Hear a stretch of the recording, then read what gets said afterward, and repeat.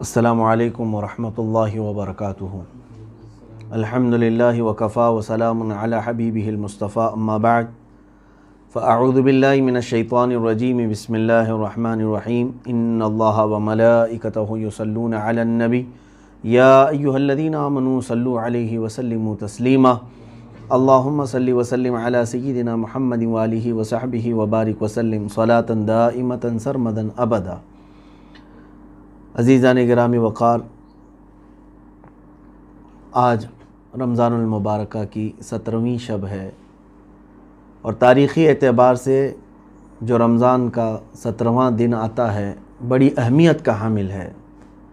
خاص طور پر پورے عالم اسلام میں اس دن کو اپنے بچوں اور اپنے احباب اقربا کو بتانے کی ضرورت ہے، اس کے احیاء کی ضرورت ہے کہ اس دن کیا ہوا تھا، کیونکہ اسلام کی سب سے پہلی جنگ جو کفار و مشرکین سے لڑی گئی، رسول کریم صلی اللہ تعالیٰ علیہ وسلم کی قیادت میں، آپ کی سرپرستی میں، جس کو جنگ بدر کہا گیا، وہ رمضان المبارک کی 17ویں تاریخ کو پیش آئی تھی۔ 2 ہجری یعنی حضور پاک صلی اللہ تعالیٰ علیہ وسلم کے مکہ مکرمہ سے ہجرت کر کے 2 سال ہوئے تھے ابھی، 2 ہجری میں یہ جنگ واقع ہوئی تھی۔ اور اس کو قرآن پاک میں اللہ تبارک و تعالیٰ نے جس لفظ سے یاد فرمایا ہے وہ بڑی اہمیت کا حامل ہے۔ اللہ کریم نے فرمایا یوم الفرقان، یعنی حق اور باطل کے درمیان فرق کرنے والا دن ہے یہ۔ اس دن یہ حق اور باطل کے درمیان فرق کر دیا گیا ہے۔ اب اس کی تفصیلات ظاہر سی بات ہے میں ہر سال عرض کرتا ہوں، اور میں سب سے گزارش بھی کرتا ہوں کہ یہ ہماری تاریخ ہے جو اپنے بچوں میں منتقل ہوتی رہنی چاہیے۔ اگر آپ ہمارے اکابرین کی اور ہمارے مجاہدین کی تاریخ بچوں کو نہیں بتائیں گے تو پھر دوسرے چور جو ہے مجاہد بن کر کے تمہارے بچوں کے درمیان داخل ہوں گے، اور پھر جیسے کہ آج پورے سیلیبس کو دیکھیں، ہر جگہ کا سسٹم، سارے لوگ ذہن پر کنٹرول کرنے کے لیے نہ جانے کیسی کیسی شخصیات کو ہیرو بنا کر ہمارے بچوں کے ذہن میں ان کی تصویریں بٹھا دیں گے۔ کیوں نہ ہم اپنے بچوں کو ہماری تاریخ بار بار دہرائیں اور ان کے سامنے اس بات کا احساس دلائیں کہ الحمدللہ ہماری تاریخ بہت عظیم ہے، بہت عظیم ہے، اور اتنی عظیم ہے کہ اللہ تبارک و تعالیٰ نے جو وعدہ فرمایا مجاہدین کے ساتھ اس کو پورا فرمایا، حتیٰ کہ یہ وہ جنگ بدر ہے جس میں اللہ نے صحابہ کی مدد کے لیے 5000 فرشتوں کو اتارا تھا۔ 5000 فرشتے زمین پر نازل ہوئے تھے رسول کریم صلی اللہ تعالیٰ علیہ وسلم کے ان اصحاب کی مدد کے لیے۔ میں شروع سے چند باتیں عرض کرتا ہوں کہ اس کا پس منظر کیا تھا، جنگ بدر کیوں واقع ہوئی، کیا وجوہات تھیں۔ اب یہاں سے مجھے ان اعتراضات کو بھی رفع کرنا ہے جو اسلام کے چہرے پر لوگ ڈال کر رکھے ہوئے ہیں یا گرد و غبار ڈالنے کی کوشش کرتے ہیں کہ یہ تلواروں کا دین ہے، زور زبردستی کی گئی، جہاد کیا گیا اور لوگوں کو مارا گیا، پھر اسلام پھیلایا گیا۔ میں آپ سے ہی سوال کروں گا، یا ہمارے وہ غیر مسلم جن کو اس طرح کی خلش ہو وہ بھی سنیں، اور پھر آپ خود اپنے دل سے جواب دیں کہ حالات جب اس طرح کے آئیں تو آپ اس مقام پر لوگوں کے لیے کیا مشورہ دیں گے۔ میں چند تھوڑی باتوں کے بعد ان تمام چیزوں کو عرض کرتا ہوں۔ بات در حقیقت یوں تھی کہ اللہ کے حبیب صلی اللہ تعالیٰ علیہ وسلم آخری رسول ہیں، اللہ تبارک و تعالیٰ کا دین لے کر یہ تشریف لائے اور دین کو مکمل اللہ نے آپ پر فرمایا۔ مکہ مکرمہ میں آپ نے اعلان فرمایا جھوٹے خداؤں کی پرستش نہ کرو، جن کو تم نے ہاتھوں سے بنایا ان کی پوجا نہ کرو، جس نے تمہیں پیدا کیا اس کی عبادت کرو۔ یہی تو میرے آقا صلی اللہ علیہ وسلم کی تبلیغ ہے، کیا اس میں کوئی غلط ہے؟ انسان کو اس بات کا یقین دلانا کہ تم جس کے پیچھے لگے ہوئے ہو وہ تمہارا خالق نہیں ہے، تم اس کو پیدا کر رہے ہو، تم اس کو بنا رہے ہو، تم اس کو دیکھ رہے ہو، تو پھر اس کے پاس عبادتیں کیسے کرتے ہو؟ جس نے تمہیں بنایا ہے، جس نے تمہیں اس کائنات میں بسایا ہے، اس کی عبادت کرو۔ تو اللہ تبارک و تعالیٰ کی طرف بلانا رسول کریم صلی اللہ علیہ وسلم کا یہی تو مشن تھا۔ اب مکہ مکرمہ میں مشرکین جو تھے، یعنی جو شرک کرتے تھے، یعنی ایک اللہ کو نہیں ماننا چاہتے تھے، ہزار ان کو تبلیغ دعوت دینے کے بعد بھی، تو تو یہ جتنے دشمنی میں تھے وہ رسول پاک صلی اللہ تعالیٰ علیہ وسلم اور آپ کے جو ایمان لائے ہوئے ساتھی تھے ان کے خلاف کھڑے ہونا شروع ہو گئے۔ روزانہ کوئی نہ کوئی گھٹنا ہوتی تھی، کہیں کسی صحابی کو پکڑا، سارے لوگوں نے مل کے مارا، کیونکہ غریب تھے صحابہ۔ 13 سال تک یہ مصیبتیں برداشت کیا میرے آقا صلی اللہ علیہ وسلم نے مکہ مکرمہ میں، لیکن مجھے آپ بتا نہیں سکتے ان 13 سالوں میں کبھی بھی رسول کریم صلی اللہ علیہ وسلم نے اپنے ان اصحاب کو لے کر کے جنگ کا اعلان کیا ہو، 13 سال تک نہیں کیا۔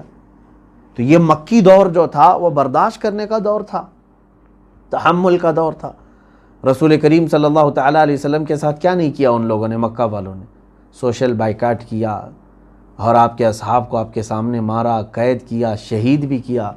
حضرت عمار بن یاسر، حضرت سیدہ سمیہ رضی اللہ تعالیٰ عنہ، یہ وہ لوگ ہیں جو مکہ میں ہی شہید ہو چکے تھے ابتدائی اسلام میں، جن کو مکہ کے کفار نے بنا کسی جرم کے مار دیا تھا۔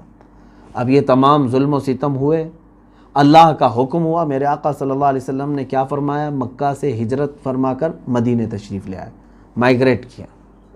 یہ مائیگریشن اسلام میں ایک بہت اہم رول ادا کرتی ہے۔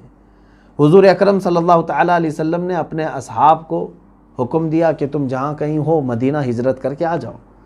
مدینہ طیبہ چونکہ مکہ کی طرح نہیں تھا، وہاں کے لوگ نرم دل کے تھے، نرم طبیعت کے تھے، انہوں نے رسول کریم صلی اللہ علیہ وسلم کا استقبال کیا۔ اب مدینہ طیبہ میں حضور صلی اللہ علیہ وسلم کو تبلیغ اسلام میں کوئی دقت نہیں تھی، علل اعلان آپ اسلام کی دعوت دے رہے تھے، اور وہاں حضور پاک صلی اللہ علیہ وسلم کے پہنچنے سے پہلے ہی 70 سے زیادہ لوگ اسلام لا چکے تھے۔ کہاں پہ؟ مدینہ طیبہ۔ اب امن و امان کا ماحول قائم ہوا۔ رسول کریم صلی اللہ علیہ وسلم نے مدینہ طیبہ میں جاتے ہی مسجد بھی بنائی اور صحابہ اکرام کو بسایا، عقد مواخات قائم کیا، یعنی بھائی چارگی قائم کی انصار اور مہاجرین کے درمیان۔ یہ سب حالات تو مکہ والوں کو پہنچ ہی رہے تھے۔ اب وہ جل بھن گئے کہ ہمارے آنکھوں کے سامنے سے یہ صحیح سلامت نکل گئے، ہم ان کو مار نہیں سکے، اور مدینے میں جا کر کے یہ بس گئے ہیں اور کھلم کھلا ساری چیزیں کر رہے ہیں۔ تو یہاں پر مکہ والوں کی یہ جو جلن تھی، جو حسد تھی، ان کو کچھ نہ کچھ کرائم کرنے پر ابھار رہی تھی، اور ایسا نہیں کہ انہوں نے کچھ نہیں کیا۔ حضور پاک صلی اللہ علیہ وسلم کے پیچھے تلاشی کے لیے راستے میں ہی کتنی مرتبہ کتنے لوگوں کو لگایا، پھر جب حضور مدینے پہنچ گئے، حالات سازگار ہو گئے، تب بھی مکہ کے ڈاکو تھوڑے تھوڑے سے تعداد میں آتے، مدینے کے آس پاس جہاں کہیں صحابہ ان کو ملتے ان کو مار دیتے تھے۔ مجھے بتاؤ کیا یہ امن و امان میں خلل ڈالنے والے کو آپ برداشت کریں گے؟ آج ہمارے ہندوستان کے بارڈر کے ارد گرد بھی اگر کوئی دوسری کنٹری کا نظر آئے تو ہم کیا کرتے ہیں اس کے ساتھ؟ اس کو پکڑ کے گرفتار نہیں کرتے؟ ارے مچھیرے جو سمندروں میں ادھر سے ادھر چلے جاتے ہیں تو گرفتار ہو جاتے ہیں بارڈر کراس کر کے، لیکن مدینے میں کنٹینیو 1 سال تک وہ شب خون مارتے رہے۔ راتوں کو آتے تھے، کبھی باغیچوں میں درخت جلا دیا کھجوروں کے، اور صحابہ جو کام پر ہیں ان کو مار دیا۔ یہ سب حالات ہونے لگے۔ اللہ کے حبیب صلی اللہ تعالیٰ علیہ وسلم نے یہ 1 سال تک مکمل برداشت فرمایا۔ پھر ہوا یہ کہ حضرت سعد بن معاذ رضی اللہ تعالیٰ عنہ جو انصار صحابہ کے سردار تھے، یہ مدینہ طیبہ سے مکہ عمرہ کے لیے گئے ہوئے تھے، طواف کر رہے تھے۔ ابو جہل آیا اور کہا کہ تم جو ہے محمد کو اور ان کے ساتھیوں کو پناہ دے کر کے رکھے ہو مدینے میں، تو تم کیا سوچتے ہو کہ ہم تم کو کھلے عام ایسے ہی طواف کرنے دے دیں گے؟ تم ہمارے دشمنوں کو پناہ دیے ہوئے ہو اور تم یہاں آ کر کے مکہ میں طواف کر رہے ہو امن کے ساتھ، کیا ہم تم کو طواف کرنے دے دیں گے؟ حضرت سعد بن معاذ نے اس کی دکھتی رگ ایک پکڑ لی تھی۔ کیا یہی سبب بنا جنگ بدر کا؟ میں آپ کو بتا رہا ہوں، یہ شروع میں باتیں میں کیوں کہہ رہا ہوں، اس لیے اس نے کہا اے ابو جہل روکنا ہے تو روک کے دکھا مجھے طواف، میرا طواف روکتا ہے اور تو مجھے مکہ سے دور کرتا ہے، تو پھر میں ایسی چیز سے تم لوگوں کو روکوں گا جو تمہارے لیے وبال جان بن جائے گی۔ وہ کیا ہے؟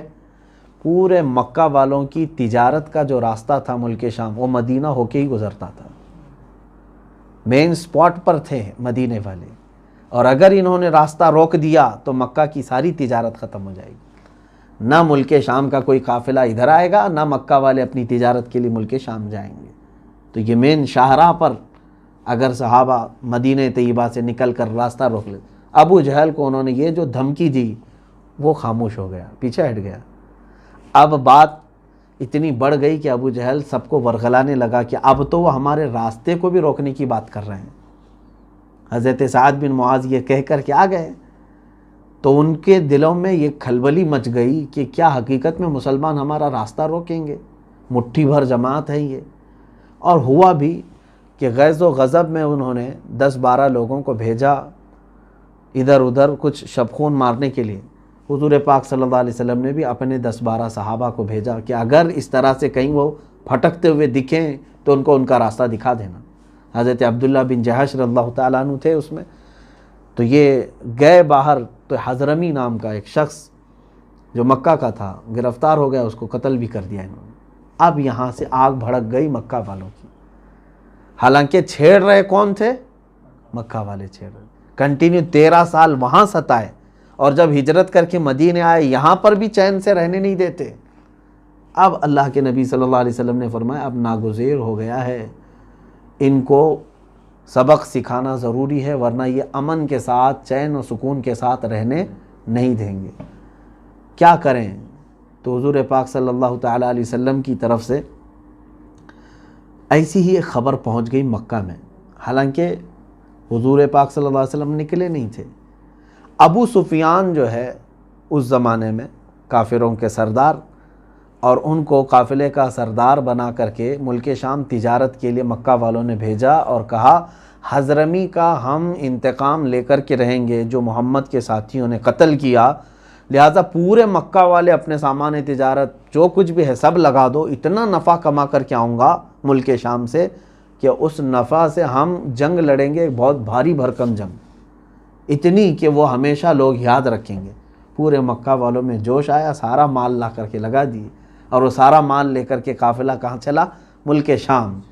اور افواہ پھیل گئی مکہ میں، ابو سفیان تجارت بھی کر چکا اور ساری نفع بھی کما چکا، واپس آنے کے وقت خامخواہ جو ہے ایک بات پہنچی کہ محمد صلی اللہ علیہ وسلم اپنے ساتھیوں کو لے کر کے مکہ والوں کے اس قافلے پر حملہ کرنے کے لیے نکلے ہیں۔ تو ابو جہل نے سارے لوگوں کو ورغلایا کہ اگر ایسی بات ہے تو پھر ہمیں اپنا مال تجارت بچانا ضروری ہے۔ ابو سفیان کو بھی خبر ہو گئی تھی ملک شام سے جو نکلا تھا کہ محمد صلی اللہ علیہ وسلم اور ان کے ساتھی میرے قافلے کی طاق میں بیٹھے، گھات لگا کر حملہ کر سکتے ہیں۔ اس نے قاصد بھی بھیجا تھا مکہ والوں کے کہ اپنا مال تجارت بچانے کے لیے سب لوگ نکل کے آؤ، پوری جنگ کی تیاری کے ساتھ۔ وہ لوگ 1000 کی تعداد میں وہاں سے نکلے۔ مکہ میں کوئی باقی نہیں تھا، ابو لہب صرف رہ گیا تھا، باقی سارے جتنے سرداران قریش ہیں سب کے سب نکلے تھے۔ اب نکل کر کے وہ سارے لوگ آئے، ابھی زیادہ دور مکہ سے نہیں نکلے تھے کہ ابو سفیان نے وہ مدینے کا راستہ چینج کر کے ساحلی راستوں سے اپنے قافلے کو گزارا اور مکہ تک پہنچ گیا۔ قافلہ صحیح سلامت پہنچ گیا، نہ مال لٹا، نہ حملہ ہوا، کچھ بھی نہیں ہوا، کچھ نہیں ہوا۔ ابو سفیان نے کہا ہم مال تجارت کو بچانے کے لیے نکل رہے تھے مکہ سے، اب ضرورت نہیں ہے، چلو واپس جاؤ۔ لیکن ابو جہل نے کیا کہا؟ نہیں، ہم چلیں گے بدر تک۔ بدر اس وقت ایک جگہ کا نام ہے، وہاں بدر نام کا ایک کنواں تھا یا کئی کنویں تھے، وہاں پر سالانہ میلہ لگتا تھا اور یہ لوگ گاتے بجاتے کھاتے تھے، سب مستی کرتے عیش کرتے، 2-3 دن پھر چلے جاتے تھے۔ اکثر آس پاس کے سب بدر میں جمع ہوتے۔ ابو جہل نے کہا ہم بدر تک جائیں گے، ناچیں گے، گائیں گے، خوب عیش کریں گے، اور محمد اور ان کے ساتھیوں کو ان کی یہ جرت کیسی ہوئی اس کا مزہ چکا کر کے آئیں گے کہ ہمارے قافلے کو روکنے کا سوچا کیسے۔ وہ لوگ نکلے تو میرے آقا صلی اللہ علیہ وسلم کو خبر ہو گئی۔ اللہ کے حبیب صلی اللہ علیہ وسلم نے اپنے صحابہ سے فرمایا کہ چلو ان کے مدینے آنے سے پہلے ان کو روکا جائے، اگر وہ یہاں تک پہنچے تو مدینے کی خرابی ہوگی کہ گھروں پر حملے ہوں گے، عورتیں بچے یہ تکلیف میں آئیں گے، نکلو۔ تو صحابہ اکرام رضوان اللہ تعالیٰ علیہ مجمعین میں اس وقت جتنے تھے سب کو حضور نے ساتھ لے لیا۔ اب یہ جو قافلہ نکلا رمضان المبارک کی اس مقدس مہینے میں نکلا، 313 اس میں تھے۔ روایات الگ سے اگرچہ مختلف ہیں، بعض روایات میں 315، 319، 363 تک کی بھی تعداد آئی ہے، الگ الگ کتابوں میں، لیکن صحیح روایت میں جو اکثر روایات میں ملتا ہے وہ 313، اور دوسری جو کچھ روایت میں جو 15 کی بات کہی ہے وہ یہ ہے کہ رسول کریم صلی اللہ علیہ وسلم اور ایک لاسٹ میں آنے والے صحابی تھے، ان کو ملا کر کے 15 کی تعداد بتائی گئی، 315۔ خیر، یہ لوگ نکلے، ان کے پاس سامان جنگ بھی نہیں تھا، چند کے پاس تلواریں تھیں، باقی کے پاس نہیں۔ اکثر اب آپ اندازہ کریں 313 لوگوں میں کتنوں کے پاس گھوڑے تھے؟ صرف 2 گھوڑے ہیں، صرف 2 گھوڑے ہیں۔ ہاں، تقریباً 70 کے قریب اونٹ تھے جن پر سامان لدا ہوا تھا اور قافلہ چل رہا ہے، تلواریں سب کے پاس نہیں ہیں، 2 گھوڑوں پر پورا قافلہ نکلا ہے۔ اور اس میں میرے آقا صلی اللہ تعالیٰ علیہ وسلم کے ساتھ نکلے ہوئے صحابہ میں تقریباً 5 یا 6 بچے بھی تھے، ان کو جنگ کرنے کی اجازت بھی نہیں تھی لیکن وہ شریک تھے۔ اب وہاں پر بدر کے وادی کے قریب جب پہنچے، اللہ کے حبیب صلی اللہ علیہ وسلم نے ایک جگہ پڑاؤ ڈال دیا اور فرمایا کہ یہیں پر ہمارا قیام ہوگا۔ کفار و مشرکین بھی وہیں پر آ چکے تھے۔ اللہ کے حبیب صلی اللہ علیہ وسلم جس زمین پر اپنا خیمہ نصب کیے وہ ریتیلی زمین تھی، بالو کی زمین، پیر پھسل رہے تھے اور سارے صحابہ گھبرائے ہوئے تھے، ڈرے ہوئے تھے ان کی بڑی تعداد کو دیکھ کر کے، 1000 سے زیادہ۔ اور اچھا، ان کے اس میں 650 لوگ زرہ پوش ہیں اور تقریباً 100 سے زیادہ گھوڑے ہیں۔ کس کے پاس؟ مکہ والوں کے پاس۔ تلوار باز ہیں، تیر باز ہیں، سب تیاریوں کے ساتھ آئے ہوئے ہیں، اور ادھر دیکھو تو کچھ بھی نہیں ہے۔ تو صحابہ اکرام رضوان اللہ تعالیٰ علیہ مجمعین کا یہ پہلا اتفاق تھا اس طرح اتنی بڑی تعداد کے آمنے سامنے ہونے کا۔ اللہ کے حبیب صلی اللہ علیہ وسلم نے اپنے صحابہ کو جمع کیا اور پہلے ایک نصیحت فرمائی اور پھر سوال کیا، تمہارا کیا ارادہ ہے کہ یہ جنگ ہونی چاہیے، جنگ ہونا چاہیے یا نہیں ہونا چاہیے؟ اب اس میں صحابہ کے جو ایمان افروز جوابات ہیں، ان میں سے جو صحابہ نے، جو حضرت مقداد رضی اللہ تعالیٰ عنہ، وہ کہتے ہیں کہ یا رسول اللہ صلی اللہ علیہ وسلم، ہم موسیٰ علیہ السلام کی قوم بنی اسرائیل کی طرح نہیں ہیں کہ اپنے نبی کو کہہ دیں کہ آپ اور آپ کا خدا جا کر لڑیں، ہم بیٹھے رہیں گے۔ اے نبی، ہم آپ کے دائیں بھی آئیں گے، بائیں بھی آئیں گے، آگے بھی اور پیچھے بھی، ہر وقت آپ کے ساتھ ساتھ لڑیں گے۔ اور پھر ایک صحابی نے کہا یا رسول اللہ صلی اللہ علیہ وسلم، ہم میں سے کسی کو بھی واپس جانے کا خیال نہیں، جہاں آپ کا پسینہ گرے گا وہاں ہمارا خون گرے گا۔ اللہ کے حبیب صلی اللہ علیہ وسلم نے ان کے جوابات کو تسلیم فرمایا، اور اس کے بعد اب رات کے وقت رسول کریم صلی اللہ علیہ وسلم نے تسلی دینے کے لیے صحابہ سے کہا، اے میرے صحابہ نہ گھبراؤ، ان کی تعداد اگرچہ 1000 سے زیادہ ہے، سینکڑوں میں ہے، لیکن اللہ ہمارے ساتھ ہے، اللہ ہمارے ساتھ ہے۔ صحابہ اکرام کو پھر تسلی دینے کے لیے حضور صلی اللہ علیہ وسلم نے کیا فرمایا؟ یہ میدان میں ایک اشارہ کر کے فرمایا، دیکھنا یہاں ابو جہل کل مرے گا گر کے، عتبہ بن ربیعہ، شیبہ بن ربیعہ، یہ کفار کے بڑے بڑے لوگ ہیں۔ حضور نے ان کے نام لیا اور ایک ایک دائرہ کھینچ کے کہا یہ یہاں مریں گے۔ بس صحابہ کے لیے اتنی بات کافی تھی۔ جب نبی کونین صلی اللہ علیہ وسلم کی زبان سے یہ الفاظ نکلے تو اب صحابہ کا اتنا ٹینشن تو ختم ہی ہو گیا ہوگا کہ یہ تو جانے ہی والے ہیں، جن کے بارے میں حضور نے نام لے کر کے کہا ان کی موت تو پکی ہے، اور جگہ بھی حضور نے بتایا۔ اب اللہ کے حبیب صلی اللہ علیہ وسلم نے رات کے وقت دعا شروع فرمائی، اتنی مناجات میرے رب تعالیٰ کے حضور آپ نے فرمائی، اور رو رو کر کے دعا کرنے لگے اور یوں عرض کیا، اے رب ذوالجلال، تو نے جو اپنے ایمان والے بندوں کی مدد کا وعدہ فرمایا ہے وہ مدد آج تو نازل فرما، اور اگر یہ چند مٹھی بھر جماعت جو ہماری نکلی ہے ان کی اگر تو نے آج مدد نہیں کیا، مولا قیامت تک اس روئے زمین پر کوئی تیرا سجدہ کرنے والا نہیں ہوگا۔ حضور صلی اللہ علیہ وسلم یہ محبت بھرے جملے ہیں، اپنے رب کے حضور عرض کر رہے ہیں، پھر کبھی تیری عبادت نہیں ہو سکے گی، مولا تو ان کی مدد ضرور فرما۔ سیدنا ابو بکر صدیق رضی اللہ تعالیٰ عنہ کھڑے تھے، حضور صلی اللہ علیہ وسلم سے وہ کہنے لگے، آقا بس فرمائیں، اس لیے کہ مولا تعالیٰ آپ کی ضرور مدد فرمائے گا، آپ کی دعا کو اللہ رد نہیں فرمائے گا۔ بارش شروع ہو گئی، بارش شروع ہو گئی رات کے وقت۔ اب مسئلہ ایسا تھا کہ حضور جس طرف کھڑے یا قیام کیے تھے ریت کی زمین ہے، بالو ہے، اور کفار و مشرکین نے اچھی مٹی والی زمین اپنے لیے منتخب کر لی تھی کہ گھوڑے نہ پھسلیں اس پہ۔ اب بارش آنے کے بعد ہوا یہ کہ ریت جم گئی، مضبوط ہو جاتی ہے، پانی گرتے ساتھ ہی ریت مضبوط ہو گئی، اور مٹی والی زمین پورا کیچڑ ہو گئی۔ تو حضور صلی اللہ علیہ وسلم نے فرمایا یہ اللہ کی پہلی مدد ہے۔ ان کے پیر پھسلنے لگ گئے، چکنی مٹی تھی، اور ان کے گھوڑے ادھر سے ادھر پھسلنے لگ گئے، رات کے وقت ہی۔ اب صبح ہوئی، یہی 17 رمضان المبارک کی فیصلہ کن جنگ تھی یہ، اور کفار و مشرکین جو غرور میں چڑھے ہوئے تھے، نشہ تھا ان کو، تکبر اتنا، گھمنڈ اتنا، وہ خاطر میں نہیں لاتے، کیونکہ مکہ میں اتنا صحابہ کو مارا تھا، پریشان کیا تھا، ان کے گھر لوٹے تھے، ان کو ایسے ہی لگتا تھا کہ ابھی بھی ہم ان کو کچا چبا جائیں گے۔ اب رسول کریم صلی اللہ تعالیٰ علیہ وسلم نے دن کے موقع پر اپنے صحابہ کرام میں سے 3 کو سب سے پہلے آگے بھیجا۔ اس میں حضرت امیر حمزہ رضی اللہ تعالیٰ عنہ، حضرت ابو عبیدہ بن جراح رضی اللہ تعالیٰ عنہ، تیسرے مولا کائنات شیر خدا علی مرتضیٰ رضی اللہ تعالیٰ عنہ۔ یہ تینوں میدان میں آئے۔ ان کے مقابل میں جو وہاں سے آئے تھے وہ بڑے بڑے پہلوان تھے، عتبہ بن ربیعہ، شیبہ بن ربیعہ اور ولید بن عتبہ۔ یہ بڑے پہلوانوں کو کہا جاتا ہے جن کے نام میں ذکر کر رہا ہوں، یہ مکہ کے بڑے بڑے پہلوان بھی تھے، سردار بھی تھے۔ حضرت علی کرم اللہ وجہہ الکریم کے مقابل میں جو آیا وہ ایک ہی وار میں ختم ہو گئے بیچارہ، اور حضرت امیر حمزہ رضی اللہ تعالیٰ عنہ کے مقابل میں جو آیا اس کو بھی آپ نے فوری طور پر جہنم رسید کر دیا۔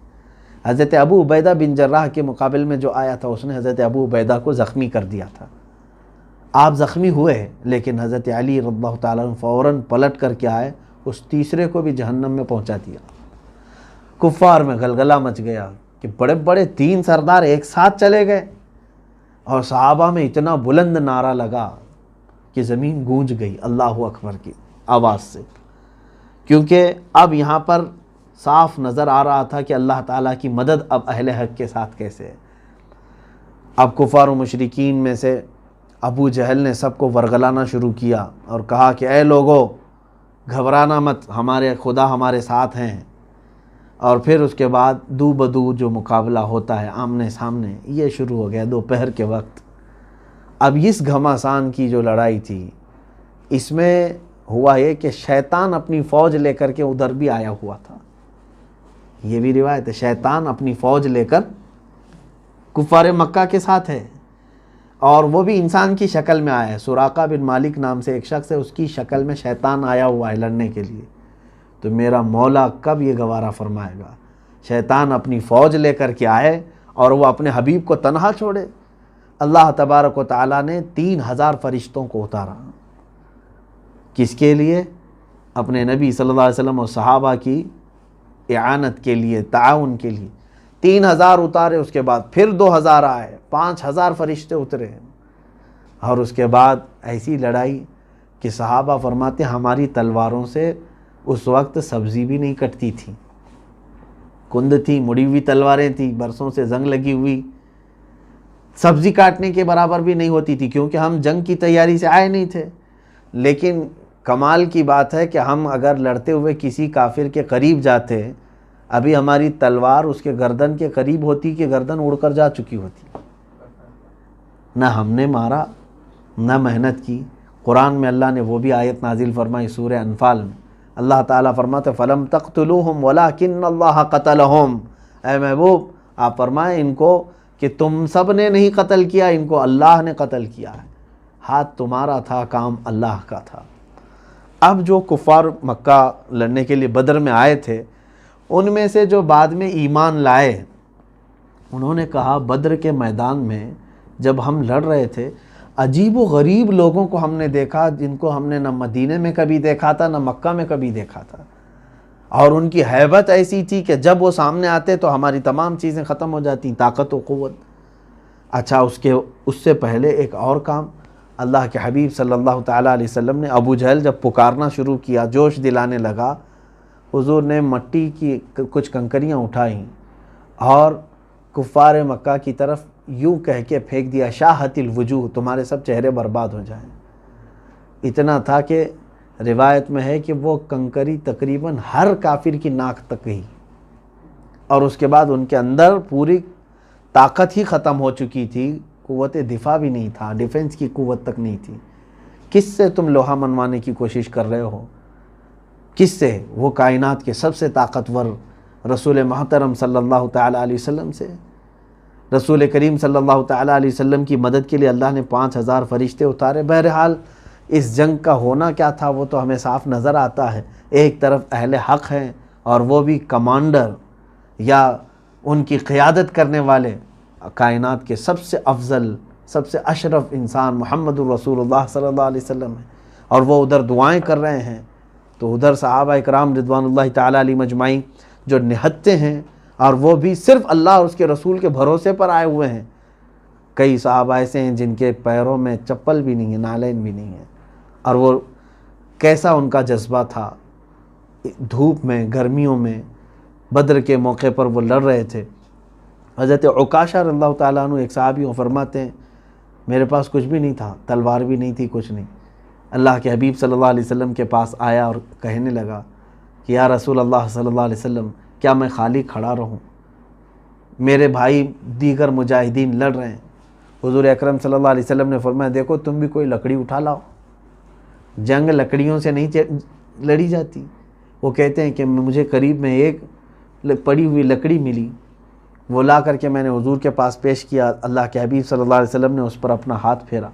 حضرت عکاشہ کہتے ہیں اسی کو میں تلوار بنا کر لڑتا رہا، کتنوں کو تو میں نے اس سے مارا ہے، جس کو میری لکڑی پڑتی اتنا گہرا زخم ہوتا کہ اس کی چمڑی الگ ہو جاتی تھی لکڑی سے، اور وہ لکڑی کئی سالوں تک محفوظ رہی حضرت عکاشہ نے جو جنگ بدر میں استعمال کی تھی۔ عزیزان گرامی، یہ جنگ بدر میں جو حالات ہوئے، اس کے بعد کفار مکہ کی ایسی درگت بنی کہ وہ ہیبت کی وجہ سے میدان چھوڑ کر بھاگنے پر مجبور ہو گئے۔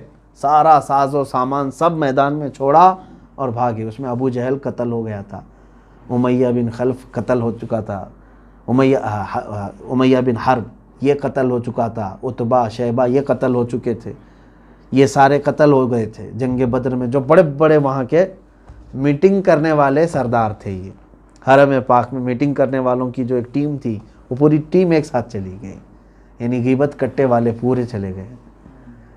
رسول کریم صلی اللہ تعالیٰ علیہ وسلم نے شام کے وقت شکرانہ ادا کیا اللہ رب العزت کی بارگاہ میں، دیکھا 70 ان کے مارے گئے تھے۔ کتنے؟ کفار مکہ میں سے 70 کو ان صحابہ نے جہنم رسید کیا تھا۔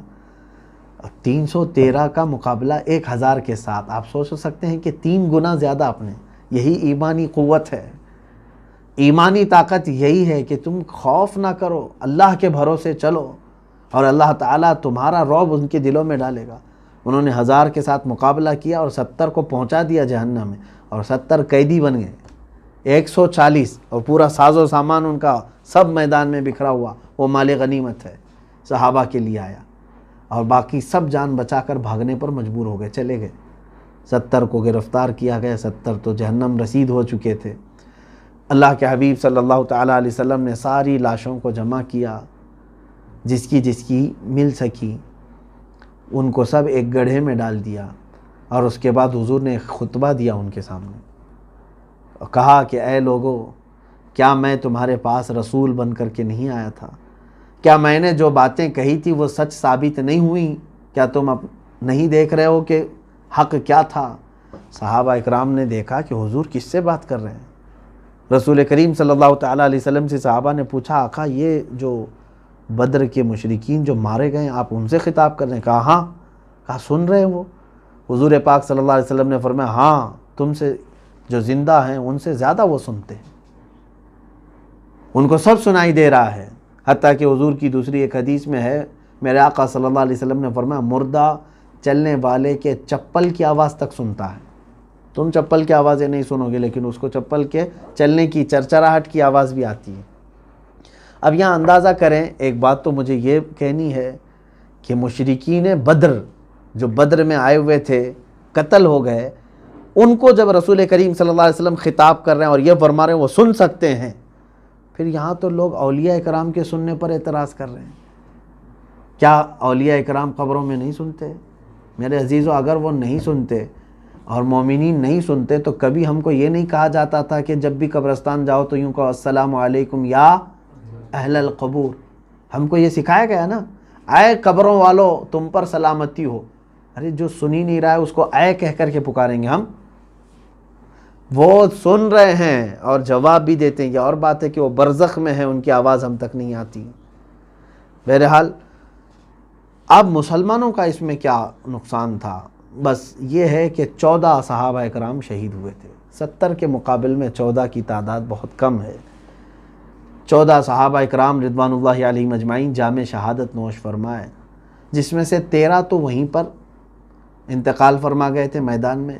14ویں حضرت ابو عبیدہ بن حارث رضی اللہ تعالیٰ عنہ راستے میں جن کا انتقال ہوا, جہاں آج بیر روحا ہے اور بعض کہتے ہیں بیر شفا, وہاں پر حضرت عبیدہ بن حارث رضی اللہ تعالیٰ عنہ زخمی حالت میں آئے تھے, واپسی کے وقت ان کا انتقال ہوا, وہ وہاں پر دفن ہوئے.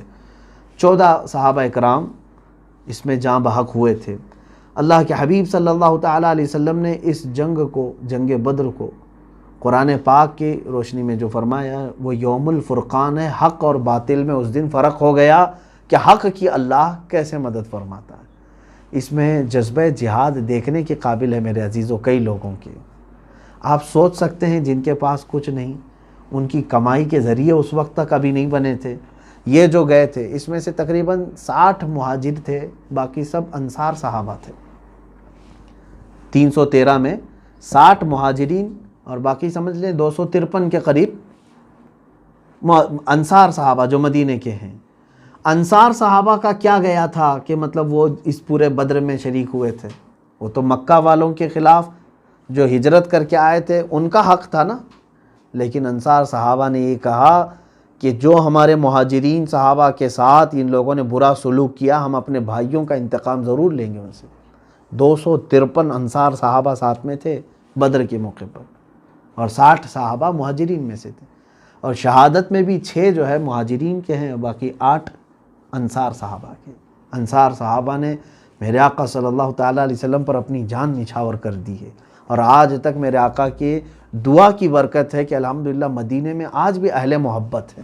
آپ دیکھنا پورے مدینے میں, چاہے نوجوانوں میں برے اعمال اخلاق اگرچہ آ گئے ہوں گے, لیکن ان کے دل کے اندر آج بھی نرمی, اجانب کے ساتھ, نئے لوگوں کے ساتھ, زائرین کے ساتھ ویسا سلوک نہیں کرتے جیسے دوسرے وحشی کرتے ہیں سعودی, دوسری جگہ جیسے جنگلی پن کرتے ہیں. مدینے والے اس طرح سے نہیں کرتے الحمدللہ, کیونکہ مدینے والے استقبال کرنے والوں میں سے ہیں, اہل محبت میں سے ہیں. آج تک مدینے والے جو بھی نیا آدمی ہوتا ہے, جیسے آپ آئے ہیں, آپ کو آپ کا نام معلوم نہیں ہو تو کیا کہہ کر پکارتے ہیں؟ محمد, اسمع یا محمد, اے محمد سن ادھر. یعنی تمہارا نام کچھ بھی ہو لیکن وہ کیا کہہ کر پکارتے ہیں؟ محمد. یہ ان کی محبت ہے. یہ مدینے والوں کا پہلے سے معمول رہا ہے کہ جو بھی ان کے ہاں نیا دکھتا ہے تو اس کو کیا کہتے ہیں؟ محمد کہتے ہیں. بہرحال رسول کریم صلی اللہ تعالیٰ علیہ وسلم پر جان فدا کرنے والے صحابہ میں سے 2 ان ننھے صحابہ کا بھی ہم ذکر کرتے ہیں, حضرت معاذ اور معوذ ابن افرا رضی اللہ تعالیٰ عنہما. یہ دونوں چھوٹی عمر کے صحابہ ہیں, یہ بھی شریک جہاد ہوئے. پہلے تو حضور اکرم صلی اللہ علیہ وسلم نے کسی بھی بچے کو جنگ میں شرکت کی اجازت نہیں دی تھی, بچوں کے لیے نہیں تھا, لیکن وہ حضور اکرم صلی اللہ علیہ وسلم سے اصرار کرتے رہے کہ ہمیں اجازت دیں, کیونکہ جذبہ ایمانی ایسا تھا کہ حضور صلی اللہ تعالیٰ علیہ وسلم نے انہیں اجازت تو دے دیا. جانے کا طریقہ بھی انہوں نے ایسے اپنایا تھا. اللہ کے حبیب صلی اللہ علیہ وسلم نے فرمایا بچوں تمہارے لیے جہاد فرض نہیں. وہ رونے لگے تو حضور نے کہا ٹھیک ہے صفوں میں کھڑے ہو جاؤ, اگر تمہارا کندھا صحابہ کے کندھوں کے برابر لگ گیا تو تمہیں اجازت ہوگی. یہ چھوٹی عمر کے ہیں صحابہ, اونچے قد کے تھے, کہاں سے کندھا لگتا. یہ دونوں بچے دور سے پتھر اٹھا کر کے لائے اور پتھر پر چڑھ کر کے اپنی انگلیاں یعنی ایڑیاں اٹھا دی, پنجوں کے بل کھڑے ہو گئے. اب ان کا کندھا صحابہ کے کندھے کے قریب ہو گیا, لگ گیا. میرے آقا صلی اللہ علیہ وسلم سے یہ عمل تو پوشیدہ نہیں تھا, آپ دیکھ رہے تھے. اللہ کے نبی صلی اللہ علیہ وسلم نے ان کی اس جذبے کو دیکھا تو اجازت مرحمت فرمائی. شانے سے شانہ ملا, جانے کا بہانہ ملا. وہ دونوں صحابہ چھوٹی عمر کے ہیں، لیکن جیسے ہی میدان میں پہنچتے ہیں، اب سنیے، جب گھماسان کی جنگ چل رہی ہے، حضرت عبد الرحمن ابن عوف رضی اللہ تعالیٰ عنہ فرماتے ہیں یہ 2 بچے میرے پاس آئے، انہوں نے پوچھا چچا جان ابو جہل کس گستاخ کا نام ہے؟ انہوں نے دیکھا تک نہیں تھا اس وقت۔ کہا بیٹا تم کیا کرو گے اس کا؟ کہنے لگے سنا ہے میرے مصطفیٰ کریم صلی اللہ علیہ وسلم کی شان میں وہ گالیاں دیتا ہے، کیا کرو گے؟ کہا اس کو جہنم رسید کریں گے، جہاں اس کا ٹھکانہ ہے ہم اس کو وہاں پہنچائیں گے۔ حضرت عبد الرحمن بن عوف کہتے ہیں کہ بچوں کا جذبہ دیکھا، میں نے کہا بیٹا وہ سردار قریش ہے، وہ بہت سارے لوگوں کے ارد گرد ہوگا، وہ بڑا پہلوان ہے۔ ابھی یہ بات چیت چل رہی تھی، ابو جہل سامنے ہی سے گھوڑے کے اوپر گزر رہا تھا، گھوڑے پہ بیٹھے گزر رہا تھا۔ حضرت عبد الرحمن ابن عوف رضی اللہ تعالیٰ عنہ فرماتے ہیں میں نے بچوں کو دکھا کر کہا یہ جو جا رہا ہے یہ بدماش یہی ہے ابو جہل۔ یہ بچوں نے جیسے ہی سنا چیل کی طرح جھپٹ کر کے اس کی طرف چلے گئے۔ ابو جہل کو یہ وہم و گمان بھی نہیں تھا کہ کوئی بچے میرے قریب آ سکتے ہیں۔ یہ دونوں چھوٹے بچوں نے گھوڑے کی ٹانگ پر تلوار ایسی ماری کہ وہ نیچے زمین پر گر گیا۔ اچانک جیسے ہی وہ گرا دونوں چڑھ کر کے اس کے سینے پر بیٹھ گئے، اتنی تیزی سے کہ اس کو جکڑ لیا، اس کو ہاتھ پیر ہلانے کی تک قوت نہیں تھی۔ ان 2 بچوں کے گرفت میں وہ مجبوراً پھنس گیا ایسے، اور اس وقت وہ ہائے ہائے کرنے لگا جب انہوں نے گردن پر اس کے تلوار رکھ دی۔ ان بچوں نے گردن پر تلوار رکھ دی تو کہنے لگا ہائے ہائے مجھے مرنے کا غم نہیں کیونکہ میں عرب ہوں اور عرب موت سے ڈرتے نہیں۔ اس نے شعر کہا تھا آخر میں، لیکن غم صرف اس بات کا ہے کہ مجھ جیسا پہلوان نہیں مار رہا ہے مجھ کو، ایک چھوٹا بچہ مجھے مار رہا ہے۔ میرے عزیزو یہی قدرت خداوندی ہے، مولا تعالی ہمیشہ بڑی بڑی طاقتوں کو بہت چھوٹی طاقت سے ہلاک کرتا ہے۔ نمرود اگر مچھر سے مر گیا، فرعون پانی سے ہلاک ہو گیا، شداد ٹھوکر سے اگر مر گیا، قارون زمین میں دھس کر چلا گیا، تو اسی طرح ابو جہل کو بھی کسی چھوٹی ہی چیز سے ہلاک ہونا تھا۔ لیکن صحابہ اکرام چھوٹے صرف عمر میں تھے، باقی مقام میں کوئی ان کے اندر چھوٹا پن نہیں تھا۔ ان دونوں بچوں نے ابو جہل کے گردن کو الگ کر دیا۔ اب مکہ کے یہ جتنے مشرکین تھے ان میں ایک بہت بڑا یہ مسئلہ پھیل گیا کہ ابو جہل سردار قریش مارا گیا اور وہ بھی بچوں نے مارا ہے۔ بھگدڑ مچ گئی، سب ایک دوسرے پر ٹوٹ پڑے کہ پکڑو ان بچوں کو پہلے۔ یہ بچے تو وہاں سے صحیح سلامت نکل کے آ ہی گئے تھے، لیکن اس میں سے حضرت معاذ رضی اللہ تعالیٰ عنہ جو بڑے صاحبزادے ہیں، ان کے مونڈھے پر کسی کافر نے تلوار چلا دی، یعنی ہاتھ پر، جس کی وجہ سے ان کا ہاتھ کٹ گیا، اور ہاتھ کٹا ایسے کہ بغل کی چمڑی سے لٹک رہا تھا، پوری طور پر کٹا نہیں، سیدھا ہاتھ جب ان کا کٹا، اس وقت بھی اس بچے نے ہمت نہیں ہاری، یہاں ہم ٹھوکر پر بیٹھ جائیں گے۔ وہ ہاتھ کٹ گیا ہے اور چمڑی سے لٹکا ہوا ہے بغل کی، دوسرے ہاتھ میں تلوار اٹھائی اور للکارنا شروع کیا، اے ظالمو، اے گستاخو، اب بھی میرے اندر دم باقی ہے۔ اور پھر اسی طرح سے للکارتے ہوئے سامنے آتے تھے۔ صحابہ فرماتے ہیں کہ ہم نے ان بچوں کو دیکھا، حضرت معاذ رضی اللہ تعالیٰ عنہ نے اپنا ہاتھ پیر میں نیچے رکھ کر کے دبایا اور کھینچ کے نکال دیا جو چمڑی سے لٹکا ہوا تھا۔ کیوں؟ وہ کہہ رہے ہیں کہ بار بار یہ ہاتھ لٹک لٹک کر کے سامنے آ جاتا تھا، اب جب یہ اس کا جوڑ ختم ہو گیا ہے تو لٹک کر کے ہاتھ چمڑی سے باہر نکل کے آ جاتا، ادھر سامنے آتا تھا۔ تو معاذ نے کہا مجھے اس ہاتھ کی ضرورت نہیں جو اللہ کی رضا حاصل کرنے میں خلل اندازی کر رہا ہو، نکال کر پھینک دیا۔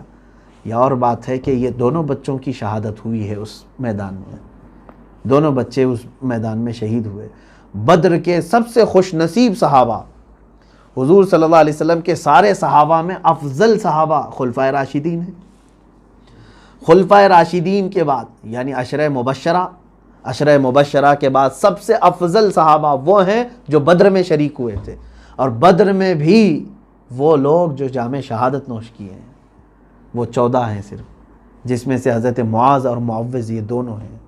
اے میرے عزیزو، یہ بچے کس گھر کی پروان چڑھے ہوئے تھے، یہ بچے کون سے گھر میں پلے ہوئے تھے؟ کیا پورے معاشرے میں ڈھونڈ کر کے ایک نوجوان ایسا نکالو گے؟ آج تو پوری دنیا میرے آقا صلی اللہ تعالیٰ علیہ وسلم کو گالیاں دینا اور گندے کارٹون بنانا اور میرے آقا صلی اللہ علیہ وسلم کی شان میں توہین کرنا ایک پورا کھیل بنا رکھی ہے۔ پورا انٹرنیٹ بھرا رہتا ہے گالیوں سے۔ آج صرف اور صرف ایمان کے خون کے اندر ہمارے ٹھنڈک آ گئی ہے، خون جمنا شروع ہو چکا ہے۔ میرے عزیزوں، جن لوگوں نے بھی ان کو تہ تیغ کیا، جہنم رسید کیا ہے گستاخان رسول کو، یقیناً وہ دنیا کے بہت اعظم اور افضل لوگ ہیں۔ میری پگڑی ان کے قدموں پر ہو، جنہوں نے ناموس رسالت علی صاحب الصلاۃ والسلام کے لیے کھڑا ہونے کا شرف حاصل کیا ہے۔ عزیزان گرامی، آج اگر ہم سب کو کوئی چیز جوڑ سکتی ہے تو اتحاد اتحاد اتحاد کی باتیں کرتے ہیں، میں کہتا ہوں ایک ہی چیز جوڑے گی، وہ ہے ناموس رسالت صلی اللہ علیہ وسلم۔ میرے آقا صلی اللہ علیہ وسلم کے لیے مر مٹنے کا جذبہ پیدا کرو، پھر دیکھو سب ہم جمع ہوں گے۔ ہم اپنے مفادات کے لیے تو باہر نکل آتے ہیں، گھر میں کوئی چیز خراب ہو گئی تو آپ اس کے لیے باہر آ جاؤ گے، آج تمہاری صحت کے لیے کوئی کچھ معاملات ہو جائیں تو باہر آ جاؤ گے۔ ناموس رسالت کے لیے جب تک تم باہر آنے کی کوشش نہیں کرتے، تب تک تمہاری عزتوں کا کوئی بھروسہ نہیں ہے۔ امام غزالی رحمۃ اللہ تعالی علیہ نے یہ فرمایا ہے کہ جب امت مصطفیٰ اپنے نبی کی گستاخیوں کو برداشت کرنے کی عادت ڈال لے تو انتظار کرو، چند دنوں کے بعد ان کی عورتیں بچے سب نیلام ہو جائیں گے، ان کے سامنے ان کے چھیتڑے اڑائے جائیں گے، لیکن وہ کچھ نہ کر سکیں گے۔ وہ دن آئیں گے ہمارے ساتھ اگر ہم اسی طرح خاموش رہے۔ عزیزان گرامی وقار، مصطفیٰ کریم صلی اللہ تعالیٰ علیہ وسلم پر جتنے اوچھے حملے کیے تھے مکہ والوں نے، مدینے کے یہ 313 صحابہ نے ان کے دانت کھٹے کر دیے تھے، ان کو ناکوں تلے چنے چبا دیے تھے۔ اگرچہ ان کے پاس کچھ سامان نہیں تھا، لیکن مکہ والوں کو کیسے للکارا انہوں نے، قسم خدا کی انہوں نے یہ پیغام دیا، خبردار مکہ والوں، تم طاقت میں اگرچہ کتنے بھی زیادہ ہو، آنکھ اٹھا کر نہ دیکھنا ہمارے نبی کی طرف۔ بدر میں بھی اور احد میں بھی یہی ایک صحابی ہیں جو حضور صلی اللہ علیہ وسلم کے دفاع میں کھڑے ہیں، میرے آقا صلی اللہ علیہ وسلم کا خیمہ لگا سامنے۔ ایک وقت ایسا آ گیا کہ تیروں کی بارش شروع ہو گئی، جو صحابی حضور کی حفاظت کے لیے کھڑے تھے ان کے جسم پہ 80 تیر لگے تھے، لیکن وہ ٹس سے مس نہیں ہوئے، ایک تیر بھی میرے نبی کی طرف نہ آنے پایا۔ وہ صحابہ کا جذبہ تھا۔ میرے عزیزوں، بدر ہمیں یہی تعلیم دیتا ہے کہ اپنے بچوں کو ناموس رسالت سکھاؤ، اور اگر تم نے محبت مصطفیٰ صلی اللہ علیہ وسلم اپنے بچوں کو پلا دیا، ایک دن آئے گا کہ تم ساری محبتیں خود اکٹھا کر لوگے، ہر کوئی تمہاری محبت کرے گا، تم سے محبت کرے گا، کیونکہ اللہ کا یہ ذمہ کرم پر ہے، اللہ کے ذمہ کرم پر ہے تمہاری محبت لوگوں کے دلوں میں ڈالنا۔ اگر تم نے اپنے بچوں کو اللہ اس کے رسول کی محبت ڈالی تو اللہ تمہارے بچوں کے دلوں میں تمہاری عظمت اور محبت ڈالے گا۔ آج بدر کے یہ تمام معاملات دیکھنے کے بعد میرے عزیزوں، تاریخ پھر سے ہمارے سامنے اسی طرح کی دہرائی جاتی ہے۔ اب میں آتا ہوں ان اعتراضات پر جو میں نے شروع میں کہا تھا۔ نان مسلم، غیر مسلم یا کوئی بھی ملحد ایتھسٹ اگر اس کو ایسا لگتا ہے کہ جہاد کوئی ایک سخت قسم کا حکم ہے اسلام میں، تو میں اس سے کہتا ہوں کہ تیرے گھر کے آس پاس اگر تجھے 13 سال پریشان کر دیا جائے اور لوٹ مار مچائی جائے، تمہارے بچوں کو قتل کیا جائے، تب تم کیا ایکشن لوگے؟ کیا کوئی ایکشن نہیں لوگے؟ مصطفیٰ کریم صلی اللہ علیہ وسلم اور صحابہ نے 13 سال جو برداشت کیا مکہ میں، وہ کیوں نہیں بتاتے آج؟ وہ کیوں نہیں کہتے ہیں؟ 13 سال تک مکہ میں کبھی حضور نے حملہ کیا؟ ہر چیز برداشت کی۔ 3 سال تک تم نے بائیکاٹ کر کے رکھا تھا میرے آقا کا، چمڑے کھائے ہیں، پتے کھائے ہیں رسول کریم صلی اللہ علیہ وسلم، اور اسی غم میں ماں خدیجۃ الکبریٰ کا انتقال ہو چکا ہے۔ حضور اکرم صلی اللہ علیہ وسلم نے پہاڑ اٹھائے وہاں پر غموں کے، اور اتنے دنوں میں کبھی پلٹ کر کے حملہ نہیں فرمایا، اور مدینہ آنے کے بعد اب بھی تم سکون سے نہیں رہنے دو گے؟ شب خون مارنے کے لیے 10 12 کے جتھے بھیجو گے، درخت جلا کر کے جائیں گے، نہتے صحابہ کو مار کے جائیں گے، تب بھی ہم ڈیفنس نہیں کریں گے؟ تب بھی ہم ڈیفنس نہیں کریں گے؟ میرے آقا صلی اللہ علیہ وسلم نے جو ڈیفنس کیا، اسی کا نام جہاد ہے، اور میں کہتا ہوں اس طرح کا حق پوری دنیا میں ہر انسان کو حاصل ہونا چاہیے۔ کیا نہیں حاصل ہے؟ ہر ملک کو یہ پاور حاصل ہے۔ یہ ظالم پروپیگنڈا پھیلاتے ہیں میڈیا، دجالی میڈیا، جہاد جہاد جہاد نام سے۔ جہاد کو کیا سمجھ رکھا ہے تم نے؟ جہاد کوئی ناپاک نام ہے؟ جہاد اسلام کا ایک پوتر لفظ ہے، مقدس ورڈ ہے، اور اسی ورڈ کو اگر تم سمجھو گے تو ہم بھی اپنے ملک کی حفاظت کر سکیں گے. جو ہمارے ملک کی طرف اور اس کی ساکھ کو، اس کی سالمیت کو خطرہ بنے، ہم اس کے ساتھ لڑیں گے. یہی ہے جہاد. جو ہے کسی کو جان بوجھ کر کے قتل کرنے کا نام نہیں. جہاد یہ نہیں ہے کہ بم باندھ کر کے مجمع میں جا کر ناحق بچوں کو، عورتوں کو اڑا دیں. اگر کوئی اس طرح کی بدنامی کر رہا ہے جہاد کی تو اس کا کوئی تعلق نہیں ہے اسلام سے. میں نہیں مانتا کہ ایسا کوئی جہاد ہوتا ہے کہ بم باندھ کر کے پبلک ایریے میں آ کر کے کوئی اڑا دیا، اس کا نام جہاد ہے. جہاد یہ نہیں ہے. جہاد ہمیں جو اس کی تعلیمات ہیں، میں دعوت دینا چاہتا ہوں ان لوگوں کو کہ پہلے پڑھو اسلام کو پھر بولو. صرف میڈیا میں بیٹھ کر کے بھونکنے کا مطلب ایجوکیشن نہیں کہتے اس کو. اور اکثر تو جاہل لوگوں کو لا کر کے اینکر بنایا گیا، بیٹھایا گیا، ان کو پتہ ہی نہیں ہے ہوتا کیا ہے. اسلام، قرآن، میرے آقا صلی اللہ علیہ وسلم کی سیرت تم کیا جانو. جہالت میں پوری زندگی گزر گئی. ہندوستان کے بڑے بڑے لوگ، بلکہ پوری دنیا کے بڑے بڑے جنہوں نے تعلیم میں اپنی پوری عمر کھپا دی ہے، انہوں نے میرے آقا صلی اللہ علیہ وسلم کو سمجھا ہے. گاندھی جی نے خود کہا ہے، حضرت ابو بکر، حضرت عمر کی سیرت پڑھ کر کے. کیا یہ تاریخ میں موجود نہیں ہے؟ بڑے بڑے، میں وہ کسی اور موقع پر عرض کروں گا، نان مسلم رائٹرز ہیں، مفکرین ہیں، دانشور ہیں، سائنٹسٹ ہیں، انہوں نے کہا ہے محمد صلی اللہ تعالیٰ علیہ وسلم کی تعلیمات سے پوری دنیا میں کیسے امن آ سکتا ہے.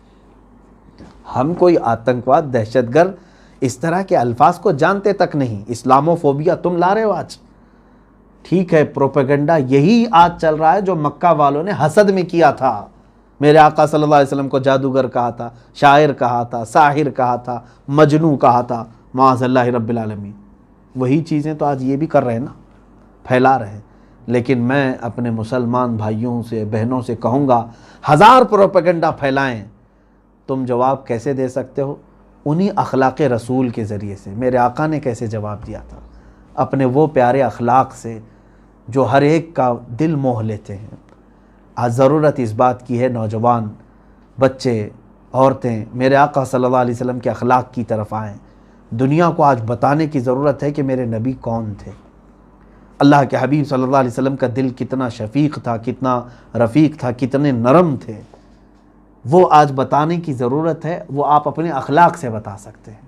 آج آپ اپنے اخلاق کے ذریعے سے پوری دنیا کو اس پورے پروپیگنڈے کے خلاف کھڑے ہو کر کے اظہار کر سکتے ہیں. اللہ رب العزت ہم سب کو ان تمام واہیات اور خرافات اور ان کے پھیلائے ہوئے پروپیگنڈوں سے محفوظ فرمائے. میں آخر میں جنگ بدر کے ان اصحاب کے متعلق ضرور عرض کروں گا کہ جو لوگ شریک جہاد ہوئے تھے، 313 صحابہ، ان کے ناموں کے متعلق جو روایات ہمیں ملی ہیں بزرگان دین کی، انہوں نے فرمایا کہ کئی مشائخ نے فرمایا کہ یہ اصحاب بدر کے ناموں میں اللہ تعالیٰ نے اتنی تاثیر رکھی ہے کہ اگر مریض پڑھ کر کے دم کریں تو اللہ انہیں شفا عطا فرمائے. حاجت مند جب کبھی ان اسماء کی تلاوت کریں تو اللہ تعالیٰ ان کی حاجت پوری فرماتا ہے. وہ یقیناً کیوں نہیں تاثیر ہوگی اصحاب بدر کی. میں نے ابھی کل ہی کی تفسیر میں کہا، اصحاب کہف جو 7 لوگ تھے اور ان کے زمانے میں کوئی نبی بھی نہیں تھے، وہ کسی نبی کے ساتھی بھی نہیں، خود نبی بھی نہیں، کسی نبی کے صحابی بھی نہیں، پھر بھی ان کے ناموں میں اتنی برکت ہے اصحاب کہف کی کہ اگر کسی مکان پر آویزاں کر دیں تو وہ مکان چوری سے محفوظ ہوگا. جہاز میں اگر ہو پانی کے تو وہ جہاز غرق ہونے سے محفوظ ہو جائے. تو پھر جو محمد عربی صلی اللہ تعالیٰ علیہ وسلم کے صحابی ہیں اور وہ بھی جان نچھاور کرنے والے صحابی اصحاب بدر، کیا ان کے ناموں میں تاثیر نہیں ہوگی، برکت نہیں ہوگی؟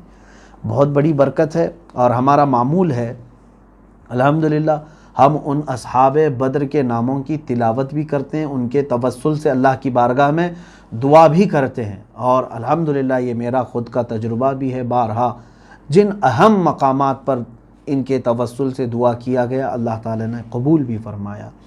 میری ایک بات نہیں کہہ رہا ہوں، بڑے بڑے مشائخ ہیں. شیخ دارامی ایک بڑے بزرگ ہیں، وہ فرماتے ہیں کہ جس وقت اصحاب بدر کے ناموں کی تلاوت ہوتی ہے تم دل میں جو بھی اللہ تعالیٰ سے جائز تمنا رکھو، مولا ضرور اسے پوری فرمائے گا.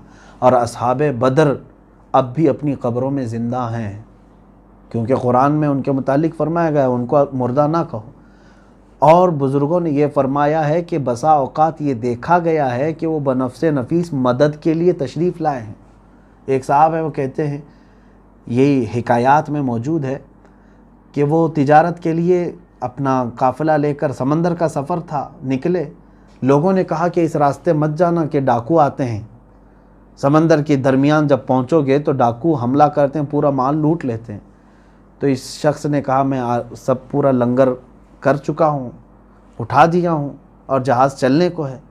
بہرحال قافلہ تجارت کا لے کر کے وہ چل پڑا، بڑے جہاز میں درمیان میں پہنچتے ہی ڈاکوؤں کی آمد شروع ہو گئی، تلواروں کی آواز، اور جگہ جگہ سے چھوٹی چھوٹی کشتیوں میں آ کر کے لوگ گھیرنے لگے۔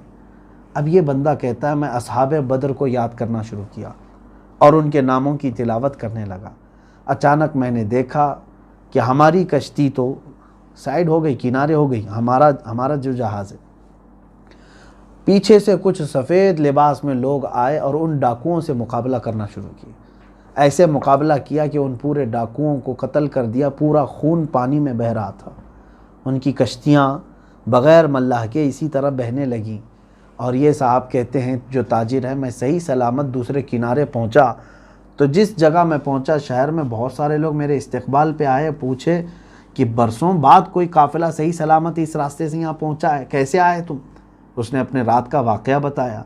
تو وہاں پر ایک بزرگ موجود تھے، انہوں نے کہا اے تاجر تجھے معلوم ہے جن لوگوں نے ڈاکوؤں کا قتل کیا وہ اصحاب بدر تھے رضوان اللہ علیہ۔ تو بنفس نفیس اللہ تبارک و تعالیٰ نے ان کو وہ قوت اور تصرف عطا فرمایا ہے کہ وہ مدد کے لیے پہنچتے ہیں۔ بے شمار باتیں اس طرح کی ہیں۔ میں بھی یہ آپ سب سے گزارش کروں گا جب بھی اپنے گھروں میں کوئی اہم معاملہ آئے، کوئی سخت بیماری آئے، کوئی حاجت آئے، اصحاب بدر رضوان اللہ تعالیٰ علیہ مجمعین کے نام کو ایک بار پڑھو، ان کے توسل سے اللہ کی بارگاہ میں مدد مانگو، اللہ ضرور مدد فرمائے گا۔ میں انشاءاللہ العزیز ان کے ناموں کی تلاوت کرتا ہوں، آپ حضرات توجہ کے ساتھ سماعت بھی فرمائیں، اور خاص طور پر یہ بھی ہے کہ جب ان کے ناموں کی تلاوت ہو تو آپ رضی اللہ عنہ کہا کریں۔ کیا کہیں گے؟ رضی اللہ عنہ۔ انشاءاللہ العزیز دعا کے موقع پر تمام مومنین مومنات سب کے لیے ہم دعا کرتے ہیں، اللہ تبارک و تعالی ہماری دعاؤں کو استجابت عطا فرمائے۔ اللہم صلی علی سیدنا و مولانا محمد صلی صلاة تنجینا بها من جميع الاحوال والآفات وتقضی لنا بها جميع الحاجات وتطہرنا بها من جميع السیئات وترفعنا بها عندك اعلى الدرجات وتبلغنا بها اقصى الغایات من جميع الخیرات في الحیاة وبعد الممات انك سمیع قریب مجیب الدعوات۔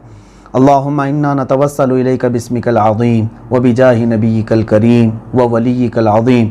اللہم انا نتوسل الیک باسم سیدنا محمد رسول اللہ صلی اللہ علیہ وسلم وشرف وعظم وکرم، وبسیدنا ابی بکر صدیق رضی اللہ تعالی عنہ، سیدنا عمر بن الخطاب رضی اللہ عنہ، وسیدنا عثمان بن عفان رضی اللہ عنہ، سیدنا علی بن ابی طالب رضی اللہ تعالی عنہ، ابی بن کعب والاخنس السلمی، الارقم بن ابی الارقم، اسعد بن یزید، انس بن معاذ، انیس بن قتادہ، انسا مولا رسول اللہ، اوس بن ثابت، اوس بن خولی، وأوس بن الصامت وإياس بن أوس وإياس بن البكير وبراء بن مغرور، بجير بن أبي بجير، بحاث بن ثعلبة، بسبسة بن عمر، بشر بن البراء، بشير بن سعد، بلال بن رباح، تميم بن يعار، تميم مولى خراش، تميم مولى غنم بن السلم، ثابت بن أقرم، ثابت بن ثعلبة، ثابت بن خالد، ثابت بن عمر، ثابت بن حزال، ثعلبة بن حاطب، ثعلبة بن عمر، وثعلبة بن عنمة، ثقف بن عمر، جابر بن عبد الله، جبر بن عتيق، جبار بن صخر، جبير بن إياس، جابر بن عبد الله بن عمر، حارث بن أنس بن مالك، حارث بن أوس، حارث بن أوس بن معاذ، حارث بن حاطب، الحارث بن خزمة الخزرجي، الحارث بن خزمة الأوسي، الحارث بن أبي خزمة، الحارث بن الصمة، الحارث بن عرفجة، الحارث بن القيس، الحارث بن قيس الخزرجي، الحارث بن النعمان، حارثة بن سراقة، حارثة بن عمير، حارثة بن النعمان، حاتب بن أبي بلتعة، حاتب بن عمر، الحباب بن المنذر، حبيب بن الأسود، حرام بن ملحان، حريث بن زيد، الحسين بن الحارث، حمزة بن عبد المطلب، حمزة بن الحمير، خارجة بن زيد، خالد بن البكير، خالد بن قيس، خباب بن الأرد، خباب مولى عتبة، خبيب بن إساف، خداش بن قتادة، خراش بن الصمة،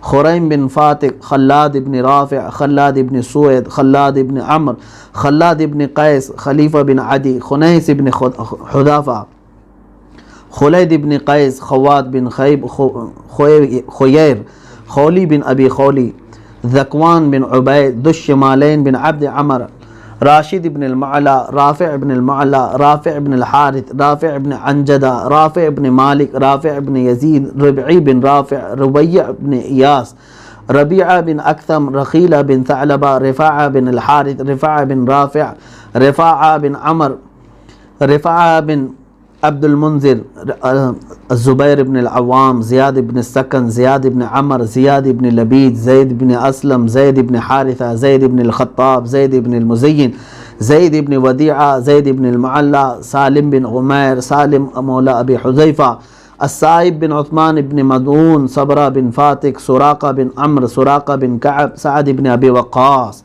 سعد بن خولة، سعد بن خيثمة، سعد بن زيد الأوسي، سعد بن زيد المهاجر، سعد بن الربيع، سعد بن سعد، سعيد بن سهل، سعد بن عبادة، سعد بن عبيد، سعد بن عثمان، سعد بن معاذ، سعد مولى حاتب، سفيان بن بشر، سلمى بن أسلم، سلمى بن ثابت، سلمى بن سلامة، سليد بن قيس، سليم بن الحارث، سليم بن عمرو، سليم بن قيس، سليم بن مليحان، سماك بن سعد، سنان بن صيفي، سنان بن أبي سنان، سهل بن حنيف، سهل بن رافع، سهل بن عتيق، سهل بن قيس، سهل بن وهب، سهيل بن رافع، سواد بن رزن، سواد بن غزية، سويبت بن حرملة، شجاع بن وهب، شريك بن أنس، شماس بن عثمان، صبيح مولى العاصي، صبيح مولى العاصي، صفوان بن وهب، صيفي بن سواد، صهيب بن سنان، ضحاك بن حارثة، ضحاك بن عمرو، ضمرة بن عمرو، طفيل بن الحارث، طفيل بن مالك، طفيل بن نعمان، طلحة بن عبيد الله، طليب بن عمير، عاصم بن ثابت، عاصم بن عدي، عاصم بن البكير، عاصم بن قيس، عاصم بن البكير، عامر بن الربيعة، عامر بن أمية، عامر بن البكير، عامر بن سعد، عامر بن سلمى، عامر بن فهيرة، عامر بن مخلد، عامر بن السكن، عباد بن بشر، عباد بن قيس، عبادة بن صامت، عبد الله بن قيس، عبد الله بن ثعلبة، عبد الله بن جبير، عبد الله بن جحش، عبد الله بن الجد، عبد الله بن الحمير، عبد الله بن الربيع، عبد الله بن رواحة، عبد الله بن زيد، عبد الله بن سراقة، عبد الله بن سلمى، عبد الله بن سهل، عبد الله بن سهيل، عبد الله بن شريك، عبد الله بن طارق، عبد الله بن عامر، عبد الله بن مناف، عبد الله بن عرفة، عبد الله بن عمرو، عبد الله بن عمير، عبد الله بن قيس، عبد الله بن كعب، عبد الله بن مخرمة، عبد الله بن مسعود، عبد الله بن مدعون، عبد الله بن النعمان، عبد الرحمن بن جبر، عبد الرحمن بن عوف، عبد رب بن حق، عبدة بن الحسحاس، عبس بن عامر، عايد بن مامض، عبيد بن أوس، عبيد بن التيهان، عبيد بن زيد، عبيد بن أبي عبيدة بن الحارث، عتبان بن مالك، عتبة بن ربيعة، عتبة بن عبد الله، عتبة بن غزوان، عثمان بن عفان، عثمان بن مدعون، العجلان بن النعمان، عدي بن أبي زغباء، عثمان بن الحسين، عسيمة الأشجعي، عتيبة بن نويرة، عقبة بن عامر، عقبة بن عثمان، عقبة بن وهب الأنصاري، عقبة بن وهب المهاجر، عكاشة بن محسن، عمار بن ياسر، عمارة بن حزم، عمارة بن زياد، عمرو بن إياس، عمرو بن الجموح، عمرو بن الحارث المهاجر، عمرو بن الحارث الأنصاري، عمرو بن سراقة، عمرو بن أبي سرح، عمرو بن طلق، عمرو بن قيس، عمرو بن معبد، عمرو بن معاذ، عمرو بن ثعلبة، عمير بن حرام، عمير بن الحمام، عمير بن عامر، عمير بن عوف، عمير بن أبي وقاص، عوف بن أبي الحارث، أويم بن ساعدة، عياض بن زهير، غنام بن أوس، فاكهة بن بشير، فروة بن عمرو، قتادة بن نعمان، قدامة بن مدعون، قطبة ابن عامر، قیس ابن عمر، قیس بن محسن، قیس بن مخلد، کعب بن جمار، کعب بن زید، لبدہ بن قیس، مالک بن ابی خولی، مالک بن دخشم، مالک بن ربیعہ، مالک بن رفاعہ، مالک بن عمر، مالک بن قدامہ، مالک بن مسعود، مالک بن نمیلہ، مبشر ابن عبد المنذر، المجزر بن زیاد، محرز ابن عامر، محرز ابن نضلہ، محمد بن مسلمہ، مدلاج بن عمر، مرثد بن ابی مرثد، مستح بن اثاثہ، مسعود بن اوس، مسعود بن خلدہ، مسعود بن ربیعہ، مسعود بن زید، مسعود بن سعد، مسعود بن عبد سعد، مصعب بن عمیر، معاذ بن جبل، معاذ بن الحارث، معاذ بن الصمہ، معاذ بن عمرو، معاذ بن ماعز، معبد بن عباد، معبد بن قیس، معتب بن عبید، معتب بن عوف، معتب بن قشیر، معقل بن المنذر، معمر بن الحارث، معن بن عدی، معن بن یزید، معوذ بن الحارث، معوذ بن عمرو، المقداد بن الاسود، ملیل بن وبرہ، المنذر بن عمرو، المنذر بن قدامہ، المنذر بن محمد، مہجع بن صالح، نصر بن الحارث، النعمان بن الاعرج، نعمان بن سنان، نعمان بن عمرو، نعمان بن عبد عمر، نعمان بن خرمہ، نعمان بن عصر، نعمان بن مالک، نعیمان بن عمر، نوفل بن عبید اللہ، ہانی بن نیار، حبیل بن وبرہ، ہلال بن المعلی، واقد بن عبداللہ، ورقہ بن ایاس، ودیعہ بن عمرو، وہب بن سعد، وہب بن ابی سرح، یزید بن الاخنس، یزید بن الحارث، یزید بن حرام، یزید بن رقیش، یزید بن السکن، یزید بن المنذر، ابو ایوب، ابو الاسوار، ابو حبہ بن ثابت، ابو حنہ بن مالک، ابو حبیب بن زید، ابو حذیفہ بن عتبہ، ابو حسن الانصاری، ابو خارجہ، ابو خلاد، ابو خزیمہ، ابو داود، ابو دجانہ، ابو صبرہ، ابو سلیت، ابو سلمہ، ابو سنان، ابو شیخ بن ابی ثابت، ابو سرمۃ، ابو ضیاح، ابو طلحہ، ابو عبیدہ بن الجراح، ابو عقیل، ابو قتادہ، ابو کبشہ، ابو لبانہ، ابو مخشہ، ابو مرثد، ابو مسعود البدری، ابو ملیل، ابو الحائثم، ابو الیسر، اللہم باسماء ہؤلاء البدریین رضوان اللہ علیہم اجمعین تمم مقاصد دیننا و دنیانا و اخرانا یا اکرم الاکرمین اللہم احسن عاقبتنا یا رب العالمین اللہم استر عوراتنا بسترک الجمیل اللہم استر عوراتنا بسترک الجمیل اللہم استر عوراتنا بسترک الجمیل اللہم اغفر لنا ولاخواننا ولجميع من تعلق بنا يا رب العالمين ربنا اغفر لنا ولإخواننا الذين سبقونا بالإيمان ولا تجعل في قلوبنا غلا للذين آمنوا ربنا إنك رؤوف رحيم إلهي أنت الذي تعلم السر والإعلان وما في القلوب إلهي أنت الذي قلت لا تقنطوا من رحمة الله إن الله يغفر الذنوب جميعا وأنت بقولك صادق لست بمكذوب نجنا نجنا نجنا يا الله من الغم والكرب العظيم وأنت غياث كل مكروب ومصروف ومظلوم وأنت على كل شيء قدير يا رب العالمين يا أكرم الأكرمين يا أحسن الخالقين لا تدع لنا من هذا المقام المستجاب والوقت المستجاب ذنبا إلا غفرته ولا دينا إلا قضيته ولا غما إلا فرجته ولا سحرا إلا أبطلته ولا مريضا إلا شفيته ولا غائبا إلا رددته ولا مسافرا إلا أحضرته ولا حاجة في الدين والدنيا إلا قضيتها يا رب العالمين اللهم ارزقنا توبة قبل الموت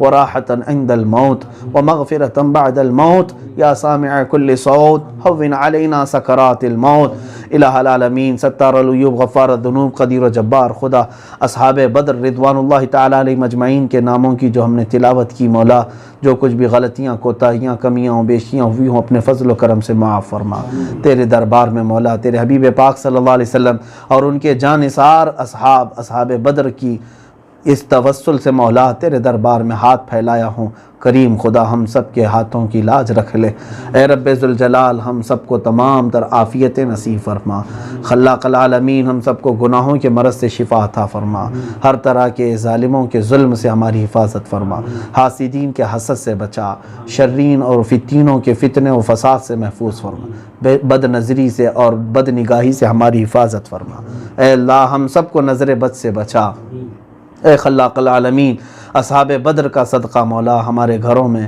ہمارے اہل خانہ، ہمارے رشتہ دار، ہمارے احبہ اقربا، دوست و احباب سب کو مولا ذلت والی بیماریوں سے محفوظ فرما، کینسر اور ایڈز جیسی مہلک بیماریوں سے مولا ہم سب کی حفاظت فرما، عزت کے ساتھ زندگی عطا فرما، عزت کے ساتھ ایمان پہ خاتمہ عطا فرما۔ اے کریم خدا ارحم الراحمین، یقیناً ہم گناہوں میں ڈوبے ہوئے ہیں مولا، خطا کار ہیں، اسیاں شعار ہیں، سیاہ کار ہیں، خار ہیں، بدکار ہیں، ڈوبے ہوئے ذلت میں ہیں، کچھ بھی ہیں لیکن تیرے محبوب کی امت میں ہیں۔ اے رب ذوالجلال، تجھے تیرے نبی کا واسطہ، اصحاب بدر کا واسطہ، ہم سب کے سینوں کو علم دین کے لیے کشادہ فرما، قرآن کے لیے کشادہ فرما۔ اے الہ العالمین، ہم سب پر آنے والی زمینی آسمانی بلاؤں سے ہماری حفاظت فرما، ہمارے آس پڑوس اور پورے اہل اسلام کو مولا آفات ارضیہ، آفات سماویہ سے محفوظ فرما۔ ہمارے گھروں میں مولا غیب سے تو حلال روزیاں عطا فرما، برکتوں کا نزول فرما، بے برکتی سے اور حرام روزیوں سے ہمارے گھروں کی حفاظت فرما۔ جو پریشان حال ہیں ان کی پریشانیوں کو دور کر دے، جو بے اولاد ہیں انہیں صالح اولاد عطا فرما۔ اے رب قدیر احسن الخالقین، جو قرض میں ڈوبے ہوئے ہیں ان کے قرضوں میں آسانیاں عطا فرما۔ الہ العالمین، اے رب ذوالجلال، جو بے جوڑ ہیں انہیں نیک و صالح رشتے عطا فرما۔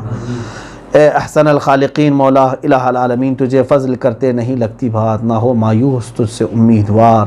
ہم سب تیرے دربار میں التجا کرتے ہیں، آج 17ویں رمضان المبارک کی شب ہے مولا، اصحاب بدر کا واسطہ، آج کی وہ تاریخ میں جب تیرے حبیب پاک صلی اللہ علیہ وسلم کے ساتھ یہ جانثار صحابہ تیری رضا کے لیے نکل پڑے تھے مولا، ان محبتوں کا ایک قطرہ ہمیں نصیب فرما۔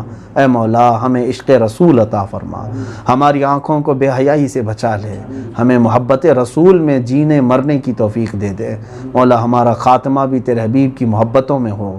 اے رب ذوالجلال، اخیر میں اتنی التجا ہے، دنیا ہم نے بہت دیکھی ہے مولا، ان آنکھوں کے ہمیشہ بند ہونے سے پہلے ایک بار ان آنکھوں کو تیرے حبیب پاک صلی اللہ علیہ وسلم کے چہرے جہاں آرا کی زیارت نصیب فرما، ان کے جمال جہاں آرا کی زیارت نصیب فرما مولا۔ اخیر میں مولا ہم سب کی تمام تر کوتاہیوں سے اگر تو ناراض ہے تو ہم سب کو معاف کر دے، پورے مولا دنیا میں امن و امان عطا فرما۔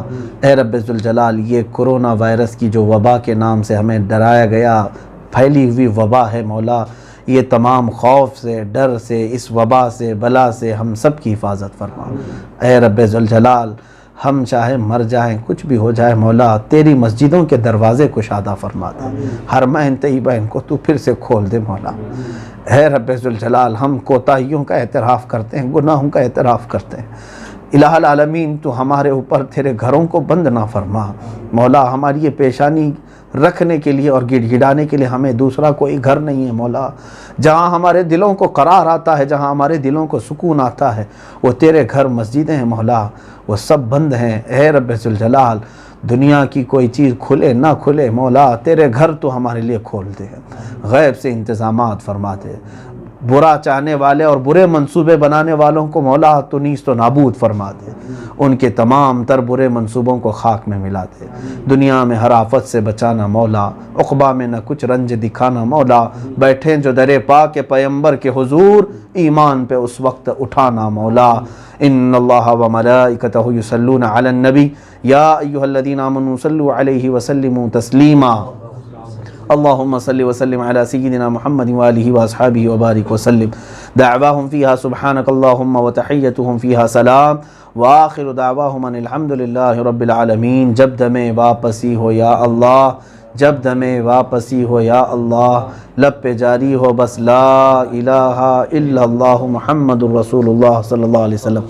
صلاة اللہ سلام اللہ علی طہ رسول اللہ، صلاة اللہ سلام اللہ علی یاسین حبیب اللہ، توسلنا ببسم اللہ وبالہادی رسول اللہ، وكل مجاهد لله بأهل البدر يا الله، صلاة الله سلام الله على طه رسول الله، صلاة الله سلام الله على ياسين، إلهي سلم الأمة من الآفات والنقمة ومن هم ومن غمة بأهل البدر يا الله صلاة الله سلام الله على طه رسول الله صلاة الله سلام الله على ياسين حبيب الله صلى الله تعالى على خير